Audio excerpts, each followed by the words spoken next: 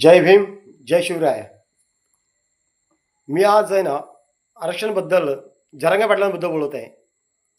आज मी भरपूर व्हिडिओ त्यांच्या बघत असतो हमेशा. जरांगे पाटलांचं जे म्हणणं आहे, मराठ्यांना आरक्षण मिळालंच पाहिजे, ही माझी देखील ठाम भूमिका आहे. पण साहेब मला असं सांगायचं आहे ना, का जरांगे पाटील साहेब, तुम्ही आरक्षण नक्कीच मागा, पण ओबीसीतून घेऊ नका. कारण का ओबीसी ना त्यांचं हक्काचं आरक्षण दिलेलं आहे डॉक्टर बाबासाहेब आंबेडकरांनी. त्या आरक्षणामधून जर तुम्ही मागायचा जर विचार करत असणार तर आरक्षण तुम्ही बेलक्ष घ्या, परंतु तुम्हाला पहिल्यांदा मागेसवर्गीय घोषित करायला लागेल.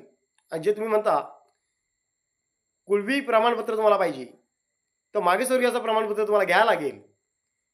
या माझ्या भीमसैनिकाच्या वतीने तुम्हाला सांगत आहे मी साहेब, आरक्षण मागण्यासाठी तुम्हाला आमची बंदी नाही आणि आरक्षण तुम्हाला मिळालंच पाहिजे, हे आमचं सर्वांचं ठाम मत आहे.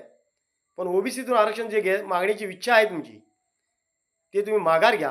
कारण तुम्ही आज ओबीसीतून आरक्षण मागता, पण ज्या डॉक्टर बाबासाहेब आंबेडकरांनी ज्या आरक्षणाबद्दल तुम्हाला कर्तृत्व केलेली आहे संविधानामध्ये, त्या संविधानाच्या ज्या व्यक्तींनी तुमच्या मूलभूत गरजा सर्वांच्या ज्या संविधानामध्ये लिहिलेल्या आहेत, कुठल्याही सभेमध्ये तुमचा डॉक्टर बाबासाहेबांचा फोटो नसतो किंवा त्यांचे विचार देखील नसतात आणि तुम्ही आरक्षण मागता.